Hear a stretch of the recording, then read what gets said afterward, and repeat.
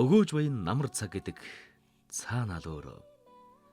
Байгаль дэлхий үр жимс тариа ногооныхоо ариун баян ургацаа дээжилсэн талбайд ургамлын үр суулгасан хэн бүхэнд өгөөжөө хайрлан дэлхий дэлгэнэж буян төхөрс газар ивэлсэн тариаланчдыг харуул ёстой л сайл сүүний цаг.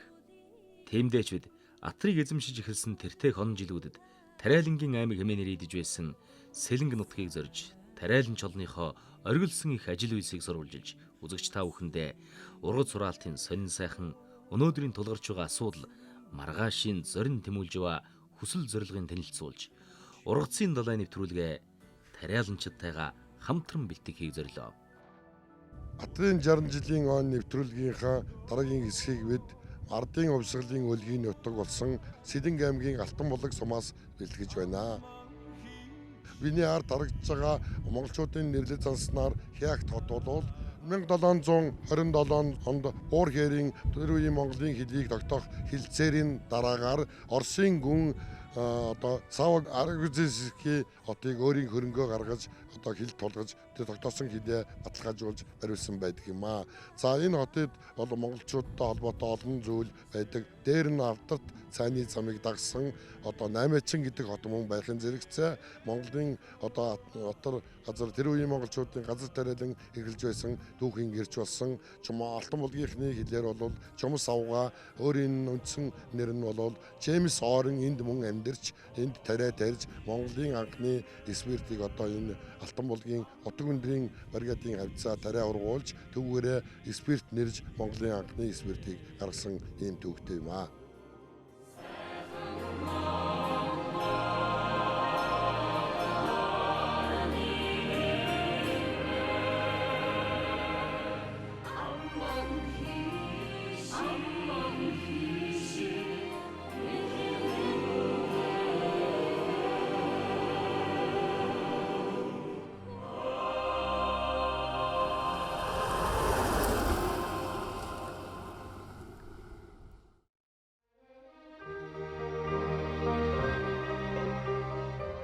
Энэ л үед бид Сэлэнгэ мөрөнгөж орхон түшээгүний сав газар алдарт бүрэн хан уулын хормой зурайх тариалангийн далбай өв төмүүлж их хөвчин хөглөгөр ойн чөлөөгөр явсаар хуучин цагт булганы баян нуурын тэжээлийн аж ахуй Төв аймгийн залуучууд сангийн аж ахуйн хадлангийн механикчсан салааныхны өвсийн уралдан хаддаг байсан ар сүүж нэртэй газар дөрөө мултлаа.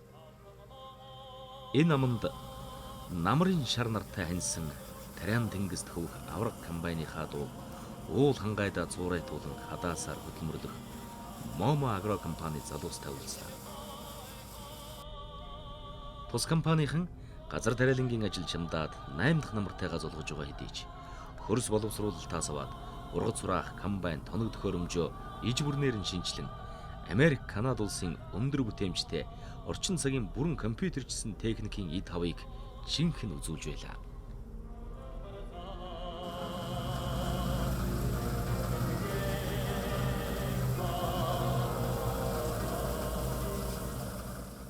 Газар тариалангийн үйлдвэрлэл хэдэн жил ажиллаж байгаа вэ? 20 гаруй жил ажиллаж. За урд нь ямар компанид ямар салбарын техник барьжсэн? Урд нь Хослон компанид тариалан компани ажилласан. За Орос техник гэсэн үг үү? Орос техник барьжсэн. За энэ шинэ загварын энэ гадаадын техник өндөр хүчин бүтээмжтэй техниктэй ажиллах дэрн гэр байна дээ. Нөө янз. За ер нь юуны хураалтын хурд зариултын хурд ер нь ямар шүү вэ дээ? Нөө янзтай хордон шүү дээ. Зүгээр скатавтай харьцуулахад хэд дахин илүү байна дээ? Нөө илүү өгдөг. Хордон гэдэг юм. Тийм үү? Тэг хамаагүй амар. За цаашдаа бол энэ танай компани ийм хөрөнгө оруулалт хийж үр ашигыг үүсгэхэд бүтээгдэхүүний зар хямдруулах гэсэн зорилго тавьж байгаа юм бол тэрэндээ хүрч чадах уу? Нөө чадна. Хангалттай.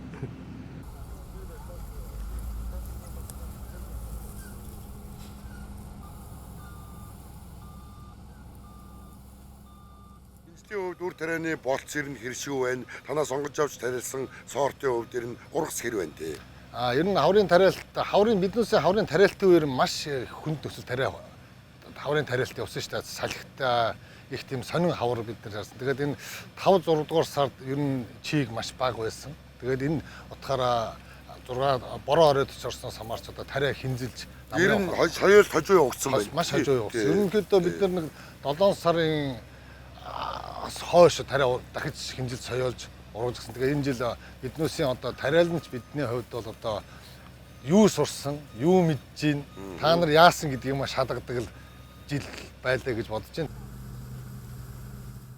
Үр тарианаас гадна рафс буюу тосны ургамал, малын хүчит хичээл тариалсан тус компани хувьд ургамлынхаа болцоос шалтгаалan аль төрүүлж хураажуулах талбайгаас хураалтаа эхэлсэн нь тэнгэрийн аашиг дагаж нарны голтойд ажиллаа амжуулах гэсэн зүтгэл байлаа. Тэгээд ч цаг нартай уралдсан их ажлын талбарт бүтээмж өндөртэй техник, туршлагатай тариалан чамд толны хүчин тулгуурласан энэ хамт олонны хувьд богино хугацаанд ихийг бүтээж амжуулах нь мэдээж. Гэхдээ архиж дэвших гэсэн шин санаа бүхэн амьдрал дээр шийдвэрлэх өөр асуудлыг дагуулах нийлдэг. Тиймээс л тэдний өмнө тулгарсан шийдлээ хүлээсэн асуудал ийм байлаа. Гаагаас авах хэмжээг бид нэр тогтвортой жил бүр нэмэгдүүлж. Ер нь сүүлийн 5 жил 6 жил гаагаас ер нь 22-3 центнээс доош ургац юус аваагүй. Нөгөө талдаа энэ байгаль цаг уур, энэ орчныхын технологи зүг барих мөн дээрээс нь ажиллах боловсрол хүчин, ажилтан үр тэр хүртэл маш олон зүйл хүчин нөлөөлж байж. Мэдээж гаагаас өндөр ургац авах тэр хэмжээгээр бид нар техник шинжилгээ, тэр будаагаараа олж байгаа хүмүүнээс л техник шинжилгээ. Мэдээж энэ дотор банкны зээл, мөн манай хүн сүдэ аж ахуй яам, тариалан эрхлийг дэмжих самгаас маань бас тодорхой хэмжээний дэмжлэгүүд байж бид нар ийм хэмжээнд л хүрж байна да. Ургацаа ураах техник шинжилгдэх тэр чинь боловсруулалтын үе шатуулганд байгаа тий. Тэр тулганд шинэ агр техникийн зорилго, шинэ агр техникийн соёл, шинэ арга барилаар ажиллаж шүү дээ. Энэ дээр тулгарч байгаа бэрхшээл дээр ямар шүү байна. Ер нь бол яг хуу энэ цаг ууртай холбоотойгоор биднээсийн энэ тариалах технологи тэгээд зүгээр өрнөш тариалт гэж явдгаас өөр одоо ургамлын өөр сортуудыг шинэ бид нар одоо өнөөдөр яг энэ шар одоо тосны ургамлын талбай дээр зогсож байна л да. Тэгээ энэ маань биднээс өнөөдрийн зах зээлд хамгийн борлогдох сэлгэнд хэрэглэж байгаа хамгийн боломжтой ургамал бол энэ тосны ургамал болчиход байна. Тэгэхээр бид нар энэнийг тосны ургамлаараа одоо нэгснээс талбайгаас сэлгэж тарьж байна. Мөн дээрэс нь энэ одоо харцангуугаар энэ газар тариаланд хэрэглэж байгаа энэ бордоо янз бүрээр биднэрт бий болчихлоо. Шингэнээрээ, үрлэнгээрээ, нийлмэлээрээ ямар л бордоо бид нар сонгож авч чадна. Тэр л хэмжээгээр биднээсээ бордооны юу. Тэгэхээр энэ бордоогийн хэрэгэл бүгдээр болоод байгаа. Гэхдээ энийг зохистой хэрэглэх ямар хэмжээгээр нөгөө газар тариаланд шинжлэх ухаант байдлаар хандна гэдэг маань их чухал болчиход байна. Зүгээр л бордоо гэдгийг энэ л бордоо сайн гэдгээр биш. Бид нар өнөөдөр тариалтанд хөрсөө шинжилүүлж байна. Дахны хүрээлэнд шинжилүүлж байна. Өрөө шинжилүүлж байна. Өрийг бид нар өнөөдөр хүртэл ганцхан соёололт одоо фракцаар ч гэдэг юм уу те. Ингээд 1000 өрийн жин гэдгээр нь л одоо өрөө шинжилүүлээд гэсэн бол бид нар өгшөө энд өрн дээр биологийн шинжилгээ, хортон шавжийн шинжилгээ энэ бүгдийг үрээ бүр цогцоор нь шинжилүүлжээд биднээс үр үнэхээр цогцох чадварын шинжилгээ бүгдийг ингэж хийжээж ганцхан ингээл тариаг техник хийгээл үрээ суулгалаад ургалаа гэдгээс өөр бүхэл үе шатны имийг бүх цаг хугацаанд нь тэгээд шинжилгээ хутлаас нь байх нь тогтвортой өндөр ургац авах боломжийг бас бий болгож байгаа. Нэрээч техникийн шинжил дагаад бидний мэдих тракторч, комбайнч, орчин үеийн техникийг ажилуулах оператор хоёрын хооронд ойлголтын зөрүүгээс гадна мэдлэг боловсрал, ажиллах зарчмын хувьд ихээхэн ялгаатай. Авдаг цалин хөлс, гүйцэтгэсэн ажлын үнэлгээ, норм хэмжээний хувьд одоогийн батлагдсан журам үнэлгээтэй хол зөрдөг. Иймээс бид дараагийн ярилцах сэдэв хөдөө аж ахуйн тэр тусмаа газар тариалангийн үйлдвэрлэлд ажиллах боловсон хүчин, хүний нөөцийн асуудал шийдсэн юм. Үнэн дээр өнөөдрийн залуус уул уурхайн салбарыг илүүд үзэн ажиллахаас биш газар тариалангийн үйлдвэрлэлийг сонгож энэ салбарт тогтвор суурьшилтай ажиллаж байгаа нь хэрвэлээ. Өөрөө чинь ярьсан юмнаас харахад техникийн болоод агр техникийн янз бүрийн шинжилгээ хийж байгаа энэ хүнийг эцэст хүн хийж гүйцэтгэх нь те. Тэгэхээр зэрэг танай компанийн хувьд хүний нөөцийн хувьд ямар шаардлага тавьж байна, ямар өөрчлөлт явуулж байна. Тий, энэ нэг ийм би одоо яг энэ газар тариалангийн салбарт одоо 8 дахь жилийнх намрыг үзэж байна л да. Тэгээд энэ 8 жилийн хугацаанд яг өнөөдөр энэ газар тариаланд орсноос 8 жилийн хугацаанд би өнөөдөр манай хамт олон дотроос нэг хүн ажилласаа гарч явсангүй. Өшөө нэмжил орё гэдэг ийм сонирхолтой. Энэ маань яагаад гэвэл яг өнөөдрийн байдлаар газар тариалангийн үйлдвэрлэлд энэ боловсруучны бодлого туйлын очир дутагдaltaй байгаа. Хуучнаар бол техник бизнес сургуульд трактор компани чинь бэлтгэдэг байсан бол одоо тийм бэлтгэл байхгүй болчиход байна. Нөгөө хуучин одоо дэлхийн техник хэрэгжилж байгаа техникийн эзэмших ур чадвар үхий. Тэгэхээр дэлхийн түвшний сургалт хэрэгтэй болж байна. Сургалт хэрэгтэй болчиход байна. Тэгэхээр бид нар тийм хэмжээний техникчтэй тийм хэмжээний боловсон хүчинтэй байж энэ орчин үеийн техник чинь яг 100% бүрэн хүчин чадлаар ажиллах тийм хүмүүс хэрэгтэй болчиход байна. Тэгэхээр өнөөдөр чин сэтгэлээ зориулаад ажиллах залуучууд чинь жоохон цөөрчж байгаа байхгүй. Тэгэхээр бид нөө сургаал аваад. Гэтэл манайх сургаал авсан байдаг гэж бодоход дараагийн маань компани тийм хүн учир дутагдaltaа, тийм хүн дутагдaltaа. Нөгөө сайхан техник бол тэгтээ аль ч газар зарж л байна тийм. Зарж л авчруулна. Ганцхан ашиглаж эзэмших нь үнэ ур чадвар хэрэгтэй. Мэргэжилт хэрэгтэй. Зээлээр авчиж байна. Янз бүрийн хэлбэрээр бид нэр олдод авч болж байна. Хүнийг худалдаж авах гэдэг бол угаасаа байхгүй учраас тэгэхээр хүнээ хамгийн гол нь нэгдүгээр тавих нь туйлын чухал.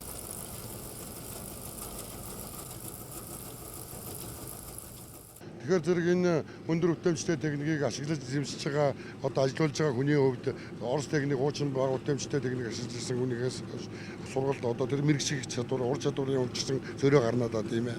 Авах цалин хүлсний хувьд зөрөө гарч байна уу? Энэ газар тариалангийн цалинчин бол ерөөсөө уул уурхаатай харьцуулахад харьцангуй. Уул уурхаа бол удирдлагын чанартай болохоор харьцангуй бага цалинтай гэж би боддог. Энэ бодлогыг манай компани бол харьцангуй өөрөөр шийдэж өвлийн үйлрэлц ч гэсэн сезоноос гадна өвлийн үйлрэлц ч гэсэн ажлынхаа боловсон хүчин байр суурийг хадгалж явах үүднээс бол өөртөө дотооддоо бас нэлээд шамбаа арга барьж ажилладаг байгаа. Тэгээ ажлынхаа ахуй амьдралыг бол хамгийн дөрөвд тавьж байна да. Бид нар бол олж үйл ажилдаа гарахаас өмнө бол нэг тодорхой хэмжээний сургалтанд сургадаг. Ямар нэгэн хэмжээнд тархилахад өнөөдөр ийм болцсон байх шүү. Бид нар ч өнөөдөр яриж байгаа жилийн дараа хавар ихэд бас өөр болцсон байх шүү дээ. Тэгэхээр тэр урсгалыг бол яалч явахгүй алдахгүйгээр л дагаж л явж байгаа.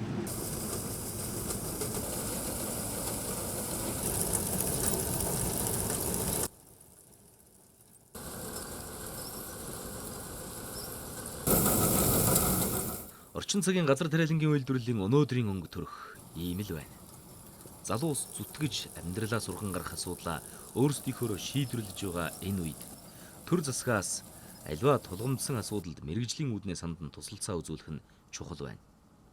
Мөн санхүү бүртгэл ажлын үнэлгээний нормтыг шинчлэн өөрчлөх цаг нэгэн тулсныг амьдрал харуулж байна.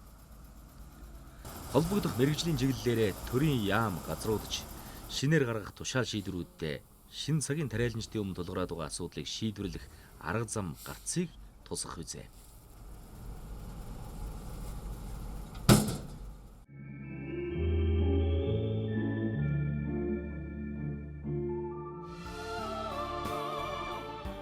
Орхон түшээ голын өмнөд бие газарт төмс хүнсний ногоо тариалж өндөр ургац хураан авч байгаа өгөөмөр нутаг компанийнхантай төмсний талбайд хураалт ид явж байгаа танд хаарлаа. Өгөөж баян нутгийнхаа үржил шим төрсөнд сайн үр суулгасандаа дулдойдон их газартаа шингээсэн хөдөлмөр зүтгэл нар хур газрын шим болсон ургацаа хурааж байгаа тус компани захирал ийм өгүүлж байна. За танай компанийн хувьд энэ жил хичнээн гад ямар үрээр төмс тариалуу одоо уран сураалт ямар хэмжээнд явж байна? Хагас хичнээн төмс сурааж байна. Төмс бол 40 га тариас. Тий.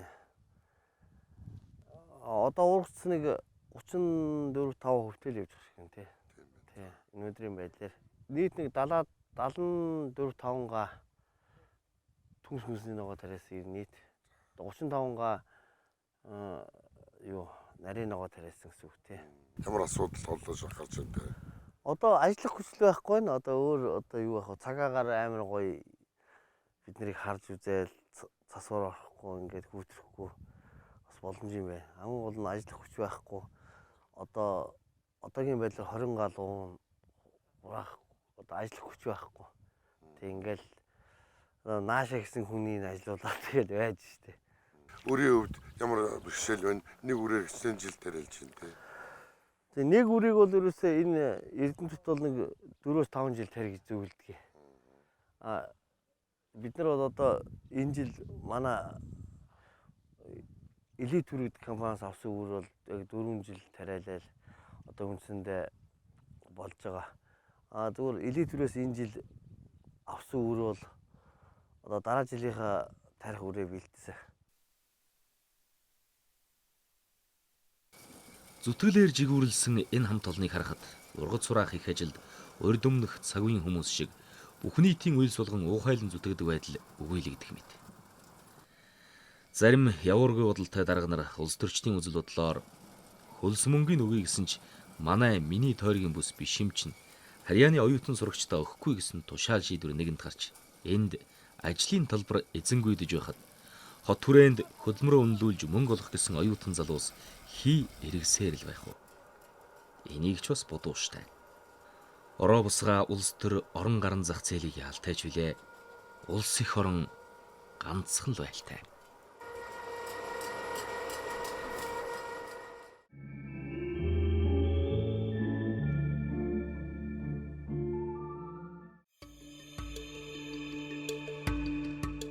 Ер нь энэ төмсгэж ургамлын тухай товч түүх өгүүлье. Энэ ургамлыг анх хүн төрлөختөн Өмнөд Америк твийн Перу улсаас гаралтайг тэрвүрийн мэдэхгүй байж болох юм. Алдарт Андын нурууны их орчмын намдар газар ургадаг асар их цардуул агуулсан энэ ургамлыг нутгийн уугуул иргэд хоол хүнсэндээ хэрэглэж товчхоноор папа хэмээн нэрийддэг байна.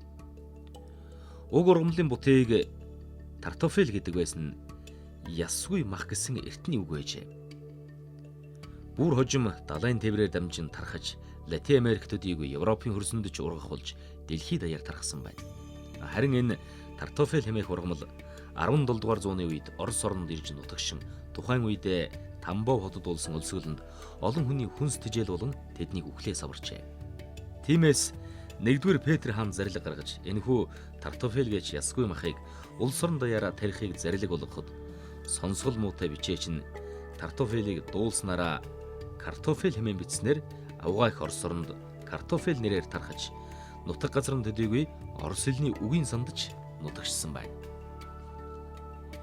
Ийхүү та бидний өдөр тутам хүнсэндээ хэрэгэлдэг төмсгэж ургамал Өмнөд Америкийн Перу улсын нутгийн уугуул иргэд перуанчуудын иддэг зэрлэг ургамал тартофел буюу ясгүй мах гэж болохын түүхийг өчгөд ийм буюу.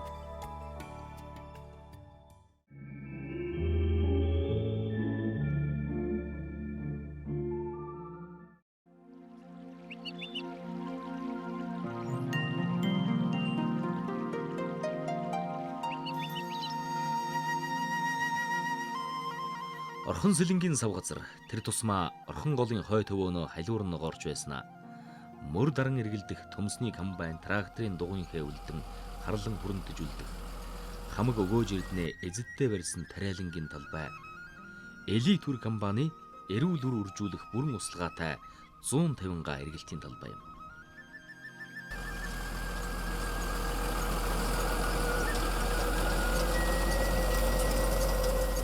Энэ дургуулсан элдэг өвчин эмгэлт нэрвдээгүй төмсний элит түр үржүүлэн орон нутагтаа болон бусад газрын таваарын төмс тариаланчдыг шин эрүүл үрээр хангах нь эдний аж ахуйн үндсэн зорилго гэж хэлж болно.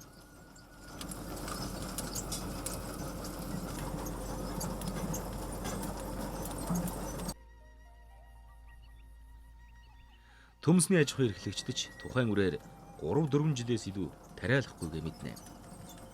Учир нь төмс хэмээгч ургамал булцуундаа байнга вирусын гаралтай болон паразит өвчнийг тээж байдаг тул үрийн хувьд олон дахин тариалах нь төлжиж ургах чадвараа алдах, ингэснээр нэгж талбайгаас авах ургац буурах эрсдэлтэй. Харин улсын ургацын аварга тариалан чамд толон төмсний үр үржүүлгийн элит түр компани энэ намрын ажил үйлсийн тухайд сонирхол. Танай компани энэ намрын ургац сураалт хэр байна? Ажлын явц ямар байна хөө? За энэ намар бид нэр ургац сураалт бол эд дундаа явж байна. Одоо өнөөдрийн байдлаар бол одоо төмсний ургац галаас орт бол нэг 280-аас 80 орчим центнер. Солиос ортны 300 орчим центрийг бол хурааж авч байна. За манай компани бол 2010 онд анх байгуулагдсан. Байгуулсан цагаас хойш бол өнөөдөр энэ Сэлэнгэ аймгийн хүчээс сумдын орхон голын хөндөд бид үйл ажиллагаа явуулж байгаа. За компани бол ерөнхийдөө бол Монгол орн нутагсан төмсний сортын супер элит болон элит рүү үйлдвэрлэдэг ийм төрөлцөө аж ахуйн нэгж. За бид бол 10 оноос хойш одоо 10 гаруй жил үйл ажиллагаа болт ерөөсө ургац төмсний ургац бол ерөөсө 250-аас бол дээш авдаг. За энэ ямар ч хэрэгтэй болохоор ерөөсө бид өнөөдөр үйл ажиллагаанд бол герман техник, галан технологиор явуулдаг, үйл ажиллагаа явуулдаг. За энэ нэг хоёр энэ бол энэний онцлог нь бол одоо бид бол талбайд бол 3-аас 4 талбайд сэлгээ хэрэгэлдэг. За Сэлэнгэндээ бид бол төмс тариалахаас гадна төмс үрт тариа буур сургамлыг тарьж өгдөг. За буур сургамлд бол дандаа бандуу тариалдаг. Бандуу тарьсан бол хөрсний үржил шим бол сайжирч байдаг. Энэ утгаараа бол төмсний ургац бол нэмэгддэг. Дээрээс бид бол услахаан тарьдаг. Ер нь бол жилд бол нэг 55-аас 60 га төмс тариалдаг. Услахаатай нөхцөлд. Тэгээд одоо бид өнөөдөр бол манай компани бол төмсний элит үрийг үйлдвэрлэж байгаа одоо Монголд бол үйлдвэрлэж байгаа компани.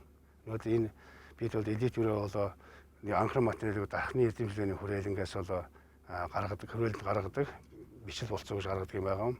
Дээрээс нь бид бол бас Германаас жил бүхэн бол нутгсан сортын одоо супер элит үрийг бол жилийн оруулж үржүүлж одоо тариаланчтай бол нийлүүлдэг юм ажлыг хийж байгаа. Одоо манай компани бол Германы одоо техникүүд 100 одоо Герман техникээр бол парк шинжилгээ хийсэн. Услахаанд бол услахааны систем нэг 150 га услахааны системтэй. Дээрээс нь бид галлан технологиг бол одоо яг үйл ажиллагаанд мөрддөг. Энэ технологи өөрөө бол дэлхийн одоо Европын гэдэг юм уу дэлхийн бол хамгийн өндөр тийм технологи.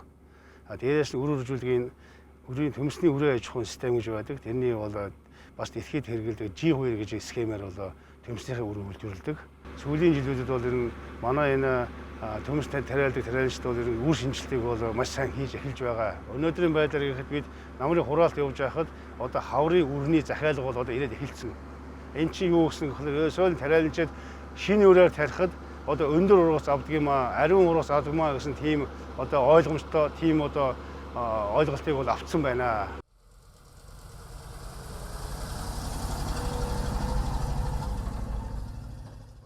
Хадгалалт зойр агуулгын хувьд танах нөхцөл ямар байна те? Ер нь бол яг бид бол одоо ингээ хураагаа зойронд хийчихнэ.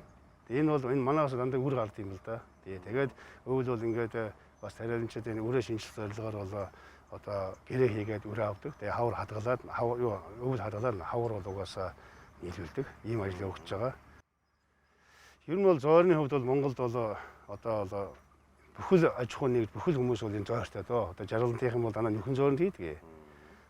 Улаанбаатар хотод бол маш их олон зойр баригдсан. Тэр 12 оноос хойш энэ яамны хүнс үдэж байгаа яам бас засгийн газар бас тодорхой хэмжээний дэмжлэг үзүүлээд маш олон зойр барьсан байгаа. Зойр бол хангалттай.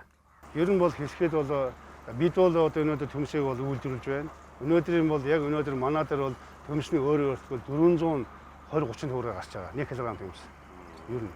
Тэгэхээр өнөөдөр саяхан их одоо энэ барсын чэнжүүд гэж ярьж байгаа шүү дээ. Одоо ингээ манай энэ бусад тариаланч Төв аймгийнхэн энэ бусад тариаланчд бол одоо төмсөө одоо зөв миний мэдээлэлээр бол саяхан нэг шуудагийн 10,000 буюу 1 кг-ийн 300 төгрөг өгч байна. Тэгэхээр энэ бол өөрөө өөртөөс доош орж байна. Тэгэхээр энэ хэлэхэд энэ төр засгийн бодлого нь бас зөв явбал өнөөдөр бид чэнжийн тийм ээ энэ төмсний чэнжүүдийн одоо юугаар одоо хэлсэн үнээр төмсөө өгч байна. Ямар ч ашиг байхгүй. Тийм болчиход байна шүү дээ.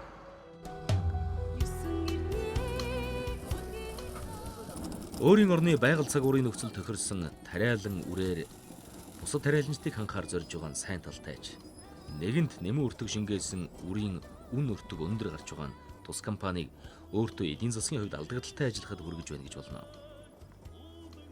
Энэ тал дээр улсаас ямар ч дэмжлэг нөхөн төлбөр гэж одоогоор байхгүй бөгөөд зах зээлд борлуулж байгаа товаарын төмснийхөө борлуулалтын орлогоороо л алдагдлаа нөхөж байгаа нууц шээ.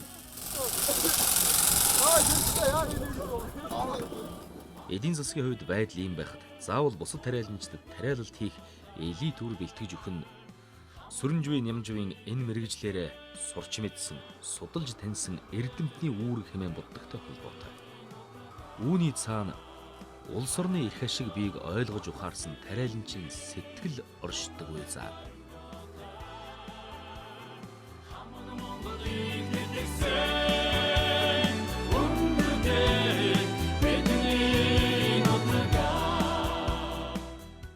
Бид элит үр компани манай компани одоо вирусүүд хүмүүсний анхан шатны материалыг хөдөлгөдөг аэрофоникийн тохиолдолчдоор бол ирсэн байна.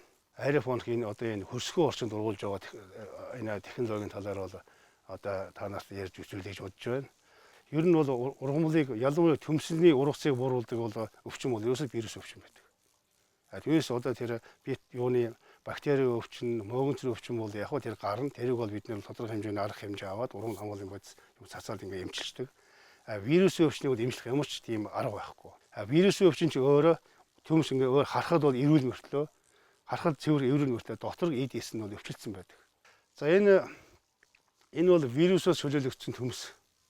Вирусын төмсийг үржүүлэх анган шатны үржүүлэхийн ажил бол хийгдэж байгаа. За энэ төмсийг бол бид бол анх бол лабораторид нөхцөл булцууг ургуулад соёоноос нь эдийн сугуулж авдаг.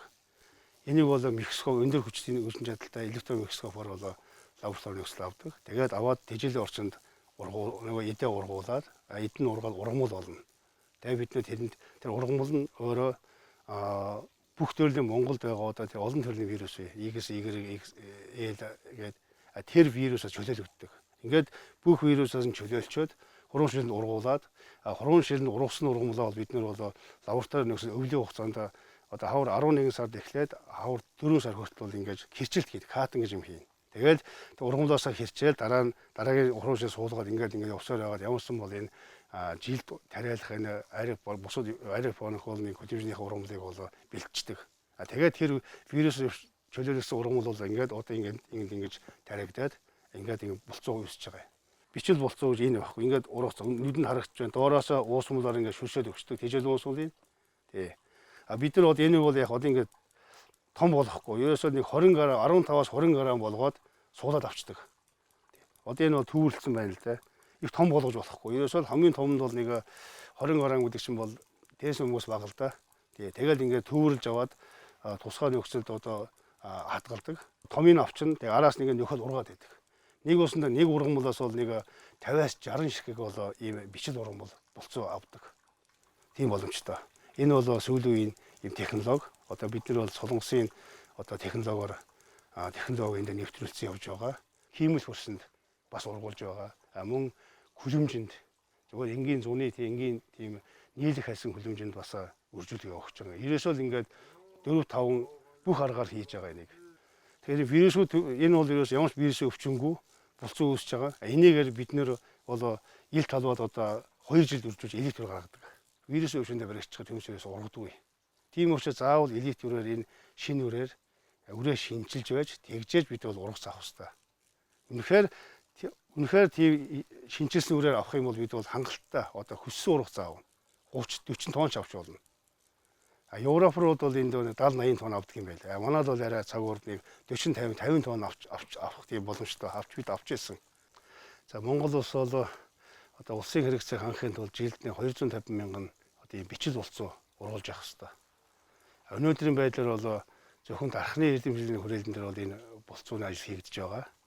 За дархны хүрээлэн бол өнөөдрийн хүртэл бол нэг 70-аас 80 мянган одоо бичил булцуу үйлдвэрлэж ирсэн.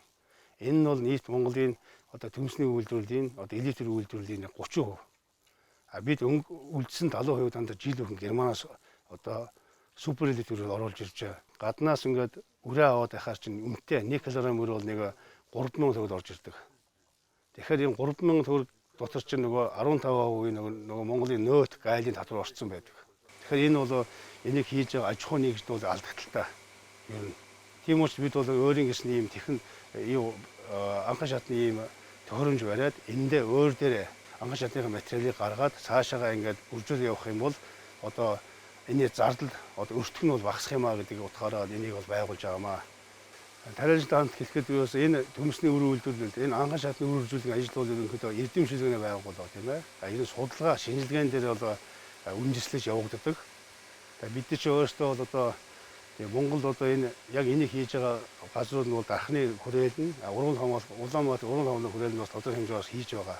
Тэгэхээр бол өнөөдөр тэр эрдэм шилжээний байгууллагыг хараад бид ингээд олон жил явуулаа. Тэгэхээр энэ үнэхээр төр засахын ч гэсэн одоо тэр эрдэм шилжээнийхээ байгууллагыг бас дэмжлэг нь бас тааруулхан байна. Өнөөдөр тэрийг хараад байх юм бид жил бүрх нь одоо 30% үлгэр 70% бол гаднаас авах болчиход байна. Тийм учраас энэ одоо ингээд бас бага зардлаар энэ шинжилгээ ухааны энэ том технологиг Монголд одоо энэ нэвтийн 30-аас өмнө Сэлэнгэ аймагт нэвтрүүлээд ингээд дархныхаа эрдэм шилжээний хүрээлэн хамтраад ингээд энэ ажлыг бол бид нэр бол энэ жил 19 онд эхлүүлээд ингээд явж байна.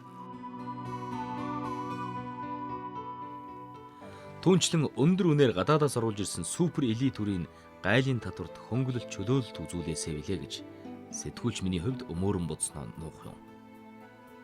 Хэрэв аргийн компани бизнесийн ашигасаа илүү улс орон ард түмнийхээ хоолтой жилийн төлөө санаа зовниж хийж бүтээж байгаа бүхнийг тариаланчдынхаа төлөө л гэж цайруулан бодхоос өөр аргагүй.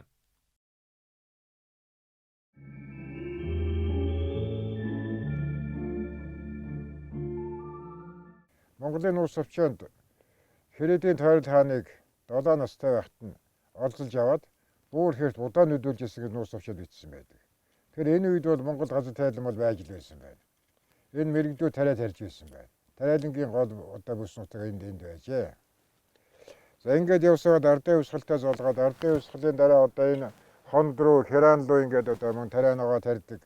Мөн л одоо юутай ардын хувьсгалын энэ дараагаар Монгол улсын засаг захиргааны нутаг дэвсгэрийн хамгийн анхны нэгжүүл Алтанбулагийн язгаарыг яам гэж байсан.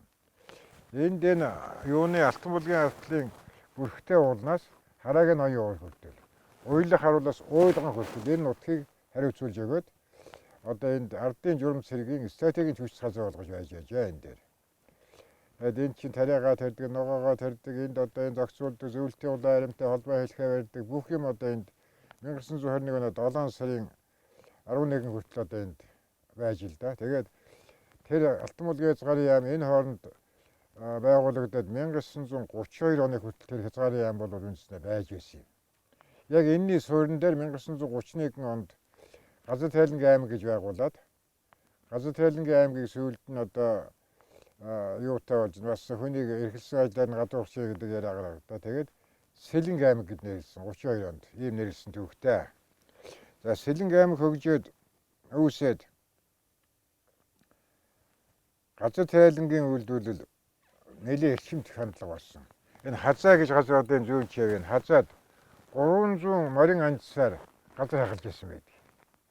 300 морин анцсаар газар хахал тариа хазаан тариалан гэж одоо тийм юутай байсан. Керанд ногооныг тариалан байж энэ талын нуруунд одоо үр тариа тарьдаг байж ийм түүх бол энд давтагдж байна. За ингээд 1959 онд Сэлэнгэ аймагт Атрын одоо сангийн аж ахуйн 2 аж ахуй байгуулагдсан. Нэг нь бэлтгэв сангийн аж ахуй, нөгөөх нь дархны сангийн аж ахуй гэж 2 том аж ахуй байгуулагдлаа. За Орхон санд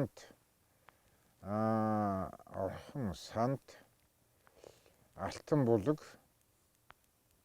аж ахуйнуудын ерөө гэсэн 4-5 аж ахуйд өргөтгөл хийж 27 трактор өгч. Трактор юунд бэргээд байгуулжээ. Энэ бол Атрын бэргээд. За тариа гэдэг бол энэ Атрын эзэмшнэ гэдэг бол Монголын хөдөө аж ахуйн үйлдвэрлэлийн цоо шин салбар нээсэн.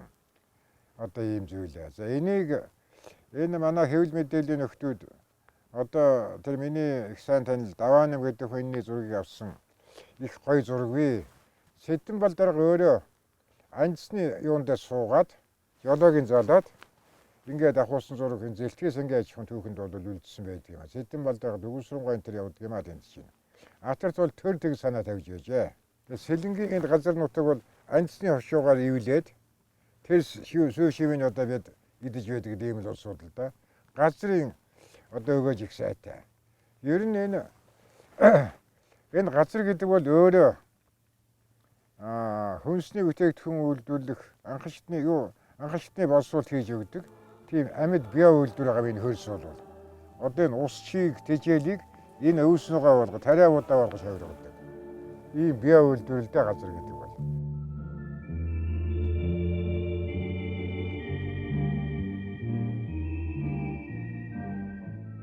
Шижир алтан тариа, хул шарга төмс, номин ногоон байцаа, шүрэн улаан ловон гараа, олны цэнгэл баяр далалсан аривчин бадрахын өрөөлтөй. Эх орны минь нэгэн намрын өмгийг дэлгэсэж, ариун баян тариаланчдынхаа зүтгэлийг урсах он жилүүддээ мөнхөлсөн Атрын 60 жилийн ойн энэ нэгэн намар өнгөрсөн бүхнээ эргэн дурссан, өмнөх ирээдүгэ бэлэгшээн зөгнсөн, ургацын дээжээ өргөсөн ард олон өгөөж хишгийн тосох болгондоо тариаланч ногоочдоо магтан дуулсан хөдөлмөр зүтгэлийн намар байлаа. Өргөсөн өрөөл нь тэнгэр бэлгэж, хөрс газартаа хур болон шингэж, нарны цацраг мэт түн буман үр болон соёолог. Өрөөл бат сайхан оршигэ.